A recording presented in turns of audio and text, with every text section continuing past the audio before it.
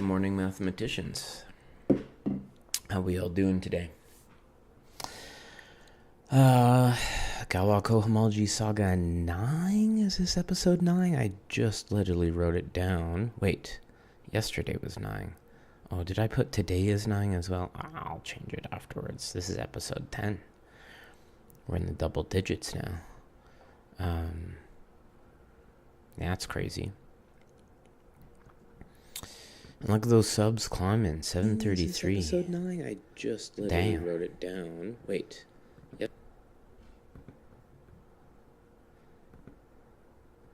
I've got 1,000,001 videos I need to make to keep that going. I was doing good for a while. I was doing, one video a week. I had like 2 weeks lined up in advance. Now Friday doth approacheth. And my uploaded videos... Oh, are we freezing? Okay. Uploaded schedule is... Well, nothing's uploaded yet. But we'll get there. I don't want to break this new streak now that the subs are slowly chugging up again.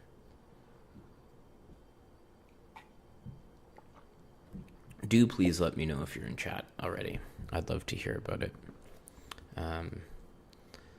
Because I never know if chat is malfunctioning or I opened it wrong. Actually, that only ever happened once. It only ever happened once that chat went weird like that. Oh, I got an email about scheduling some stuff today. I should probably address that. Good morning, Boris. Glad to see you and glad to see that chat is working. I gotta do some math in my head.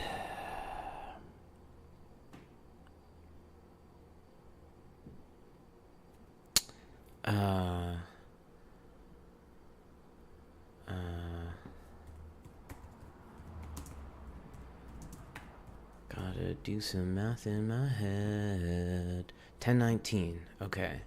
Let's see. So 9 to 10. Okay, that could work.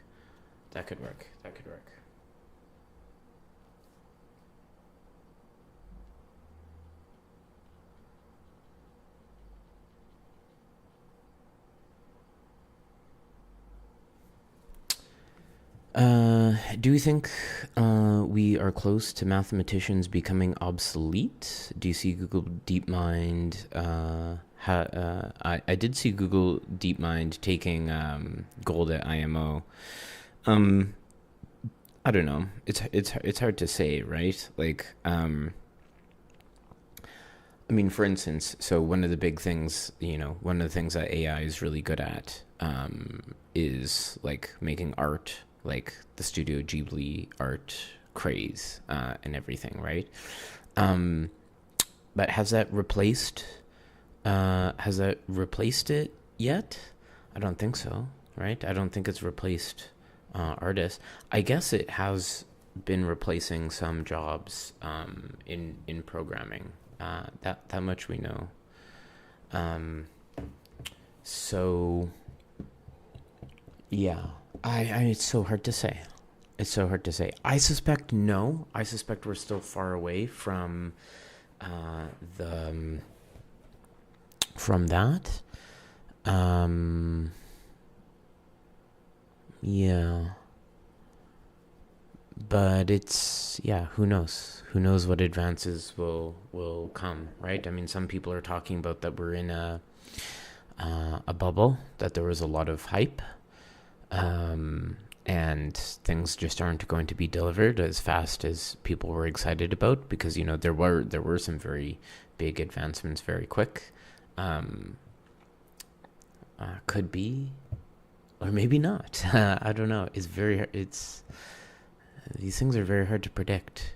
And of course, after the fact, people come out and they'll be, oh, I said this ahead of time. I called it right.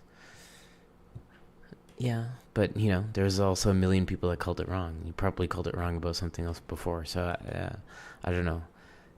Very hard to say. I don't think so. I don't think so, though. Yeah, that's true. Yeah, 10 years ago, someone said, yeah, yeah.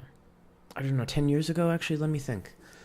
10 years ago, I wouldn't have believed it, but I might have believed it 8 years ago, because I think 2017 was when I think I saw Kevin Buzzard's talk from Google about proof assistance, or maybe that was 2018.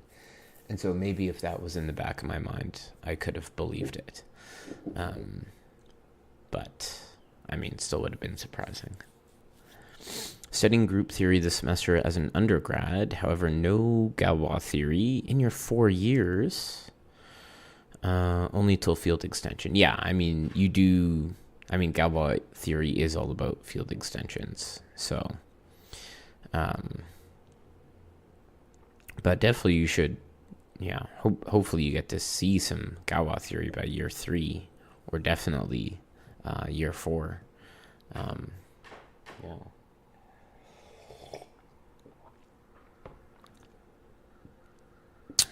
AI winning makes you more confident in anti-competition snobbery.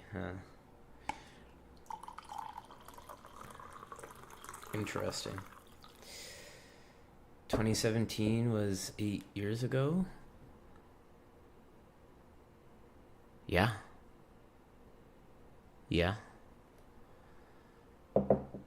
Think how old I feel. I don't know. Are you guys? I assume that everyone's younger than me, because I'm an old man now.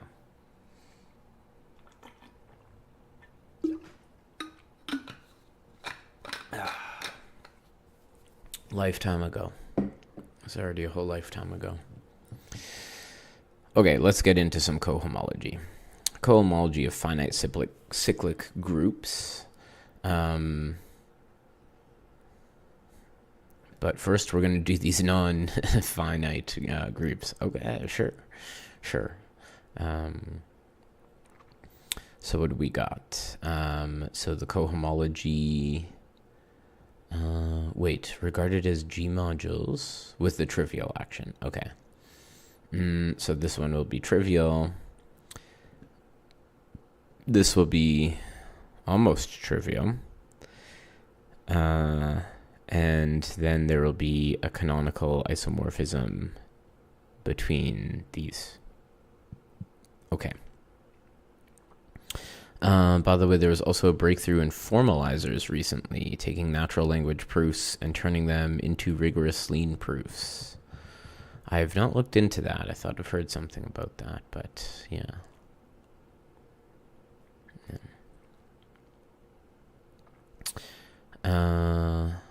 These are the Tate groups? Yes, these are the Tate groups. Yeah. So Q is uniquely divisible, i.e. for all non-zero integers, multiplications and isomorphism. Therefore, the induced map, which is also multiplication by M, is an isomorphism. But when we take... that's slick. We had this theorem that this is supposed to be 0. So the only way that the zeromorphism is an isomorphism if they're all 0. That's a slick proof. Because Gx trivially on Z, Zg is Z, and the norm map is multiplication by that. Yes.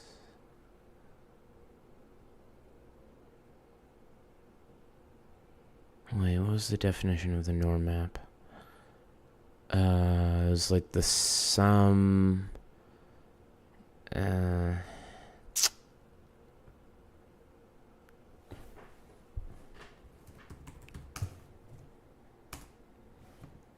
guess I want to go backwards. The norm map sends M to the sum of over all the G's. World's most popular short exact sequence. True. Is that true? It's pretty popular. pretty popular. Maybe I should do a Twitter poll. So we sum over all the G's. The norm map. Wait, what are we saying about the norm map?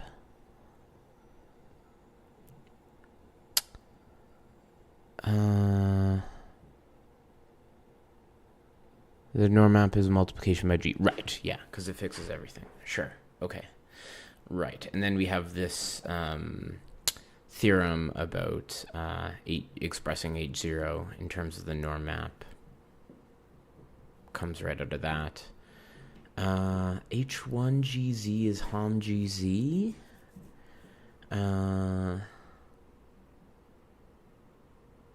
What? Because Z is torsion free. G is a finite group, right?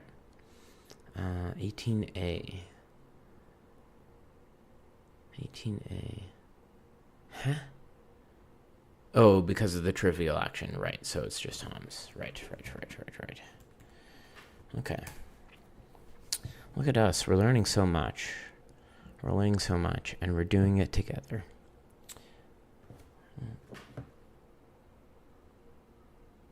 Ooh. I have 2 new followers, and kudos on Strava. Good day for me. Right, and that tells us that, H1 is 0. Hello, Arad. Hello, Arad. It is going. We're making progress.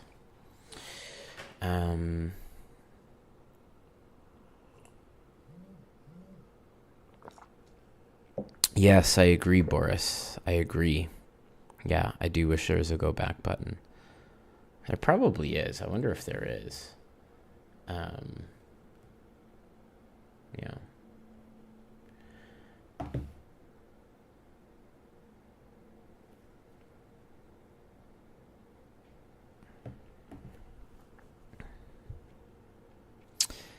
What do we got here? 829. Okay.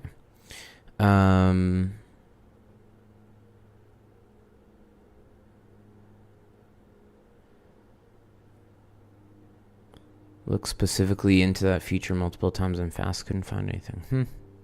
That's too bad.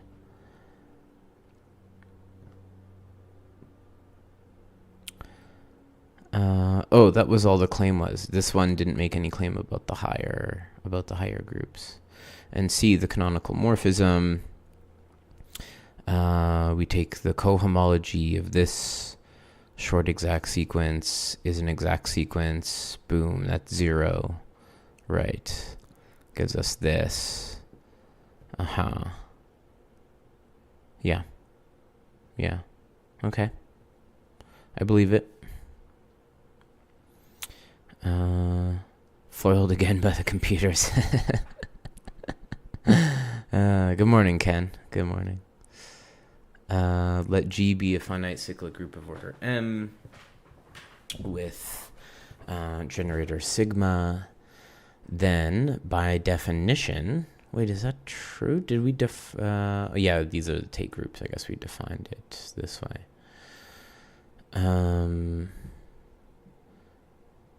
Right.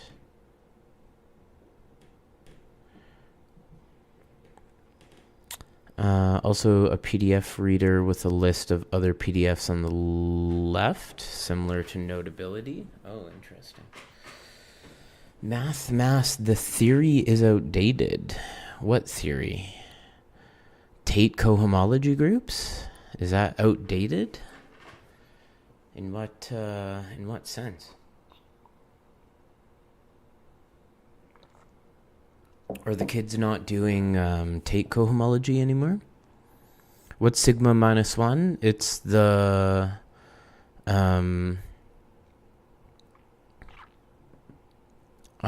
sigma is a morphism, right? Sigma, G acts on M, and so if we have sigma in G, we can view sigma as a morphism from M to M. And so sigma minus 1 is also a map that sends M to sigma of M minus M.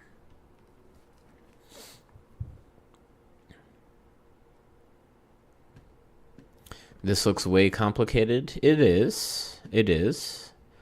To a certain extent. But, you know, it's just a matter of spending time to learn all the words that go into it. That's all it is at the end of the day.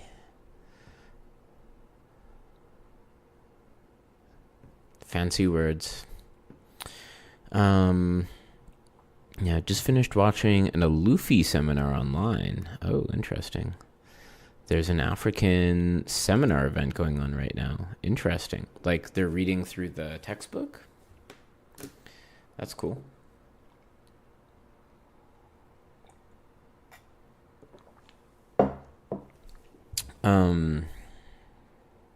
Yeah.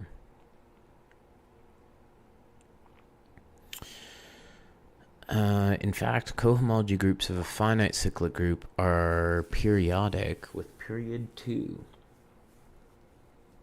It's probably not too hard to see. And in fact, I may even compute that more rigorously when my series on group extensions gets there. Oh, Boris, I've been in my Wittgenstein arc for a long time.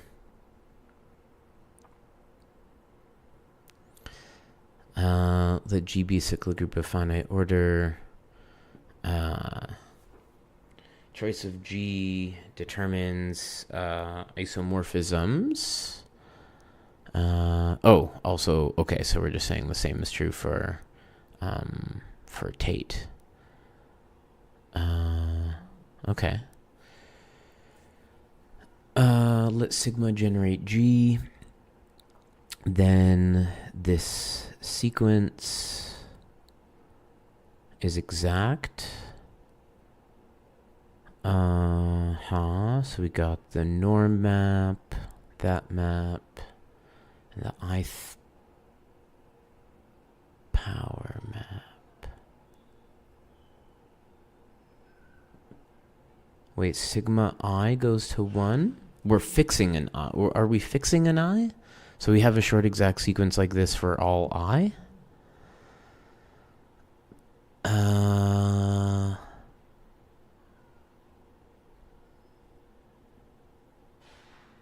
Okay. Because the groups in the sequence and the kernel are free Z modules, the sequence remains exact after it is tensored with M.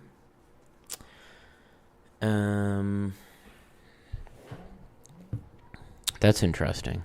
Normally you see like, oh, tensoring with free preserves exact, but it's interesting to say it's a sequence of free modules and you tensor up to preserve exact. Though I guess I buy it without thinking through it carefully.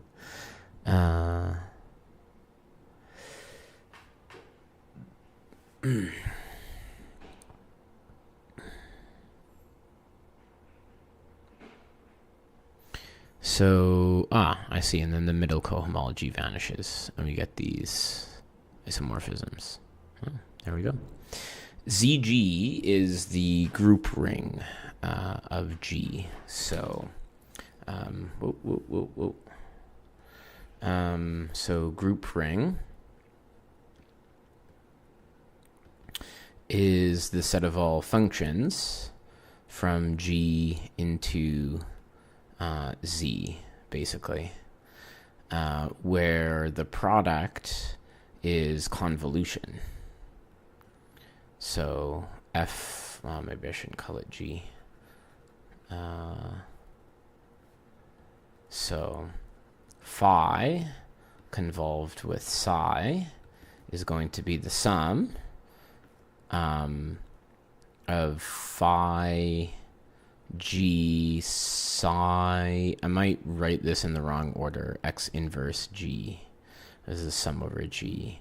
And by the way, you can do this in topological settings where, of course, you just replace the sum with an integral. But also, there's another way you can think about it, is that this is the collection. I mean, this to me is the more rigorous definition, because what is a formal sum? But you can also think of it as formal combinations of elements. So you sum over the elements of G, and you just put arbitrary integers n sub G in front of them, and then they just have the obvious, maybe not obvious, but their addition rule is pretty straightforward.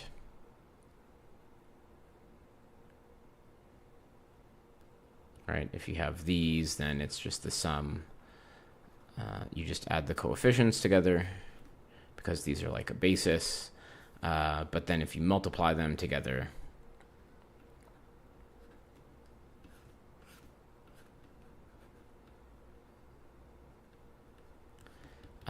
then it should be the double sum of ng times nh,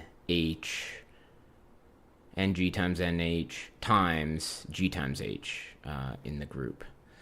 And of course, if you take the ring of functions description, right, and you realize that you have a basis for this given by the indicator functions of each of the group elements, and then you send the indicator function to the formal sum, that's just G, this will give you the isomorphism, and you see that this way of writing the product is actually just the convolution of functions. It is different than the G fixed points of Z. So Z, there's an underlying abelian group.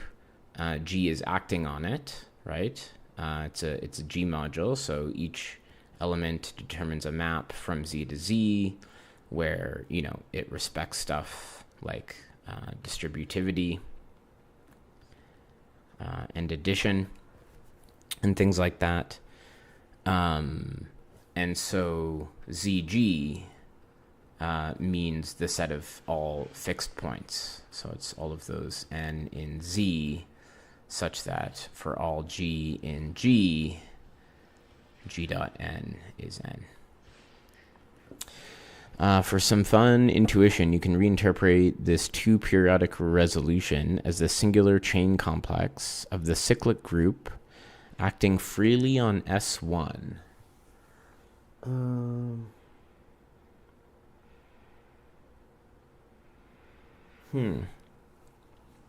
What does that mean? The singular chain complex of the cyclic group acting freely on S1? Oh, just S1 the group? So group cohomology, but you imagine the coefficients are in S1? Since the action is free, you get a ZG resolution.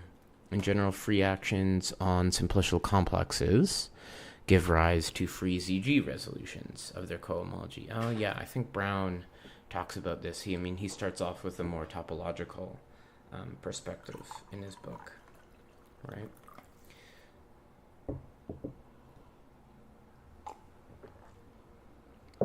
I don't think the chain complex acts on the group. I think it's the other way around, Boris.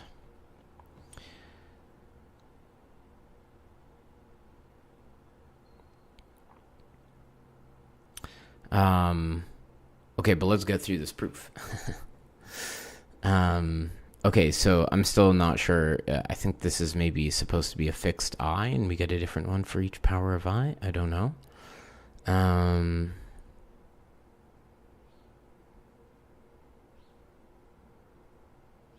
Yeah. Because the groups in the exact sequence, right. So we have this exact sequence. Recall that we have this, middle term is 0. Oh, right, already, right by R, and then, okay, that gives us the isomorphisms.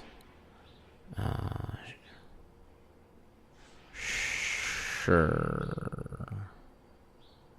Yeah, I'm still confused. I'm still confused about this I. The sequence is exact. So the image of can I solve some real number theory problems using K theory? No, I can't. Despite my channel name, I cannot. But someone can.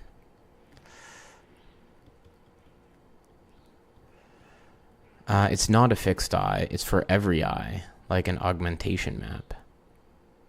Oh, I see. Okay, that makes more sense. Thanks, Arad.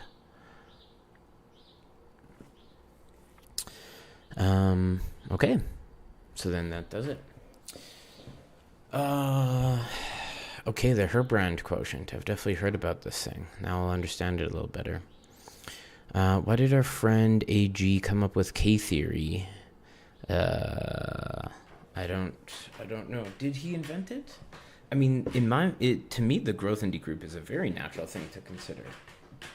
It's a very natural thing to consider. I can't speak to why it was invented. And keep in mind, I mean, K theory is so much more than just K0.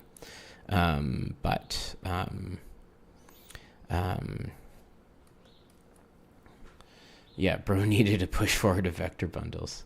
I guess, yeah. But I mean, I think in some sense it's a very natural thing when you write down the category of finite dimensional vector spaces, and you realize that the maybe isomorphism classes of this thing are in bijection with the natural numbers, right?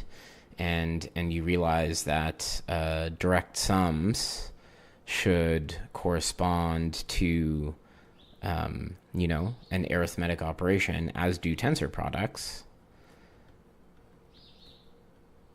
right? And so, yeah, I mean, in some sense, it's very natural to sort of, you can say, okay, well, like you can go one way and say, oh, well, a lot of this stuff reduces to simplified arithmetic, but then you can also sort of think about it the other way and go, oh, well, actually, I can like categorify these arithmetic things, and so it might be, I think it's incredibly natural to then ask about making, what other arithmetic things would extend, like, taking some formal, we can formally extend this to a group. So maybe we can do something like that on the categorical side. But would it be natural if I was a contemporary? I mean, I don't know. It's hard to say in hindsight, right? I was thinking about that as I'm writing this. Like, yeah, for me, for me, of course, it's natural after the fact. But yeah, I mean, it's a kind of powerful. It's a very basic thing, and yet a powerful insight. And that was Growth and Deke's specialty, I think, was. Well, I mean, he did very complicated things as well, but I think his specialty, like his quote about simple things was like, yeah, being able to have these deep, very simple but deep insights, I guess.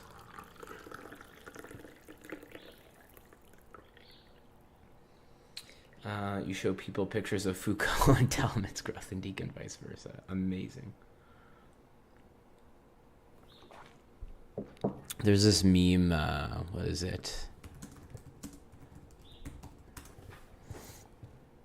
Oh, I spelled that so wrong. Oh yeah, it's just this one picture. Dwayne Johnson is Michael Foucault. I would definitely run to theaters to go watch that movie. Okay, let's just get through this, and then I gotta go. Let gamma be an element of H2 corresponding under this isomorphism to the map, sending the chosen generator of G to 1 over M. Then the map here right is just x cupped with gamma, which we have some explicit version. In a future version, I'll prove this. Classic. Serre local fields gives the following hint. The period isomorphisms are given by cup product with gamma. This follows, for example, from the formula for cup product in these other references. Okay. Biblically accurate Foucault. Yeah. The rock is now the pebble. Why? What happened? What happened to, why? Has he shrunk? Has he shrunk finally? Did he get off the roids?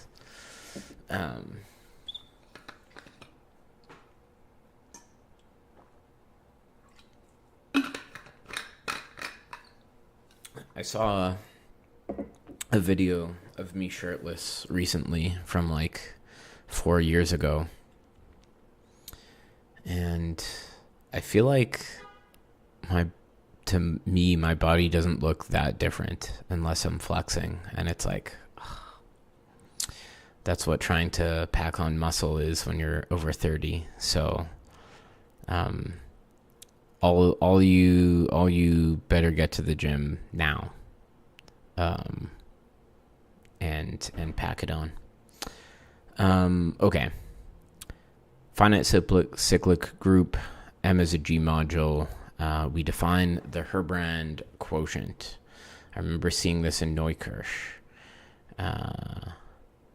But I think we're going to end stream here for today. And we're going to see, I guess, what this is supposed to mean later, tomorrow. Boris, you're surprised? Yeah, I was telling you guys, I'm an old man. I'm an old man now. Is a universal Euler characteristic. Okay. I mean, wouldn't an Euler characteristic be? I mean, it's weird. It's like an alternating product, except it's not because it's just the two groups. Good morning, Tenacity. Well, sorry you just joined us. I'm just ending stream now. You need more BG on G modules? Huh? What do you mean, Dason? Hopefully I can provide it in the future. Boris, it is, I feel fairly spry for an ancient grandpa in his 30s.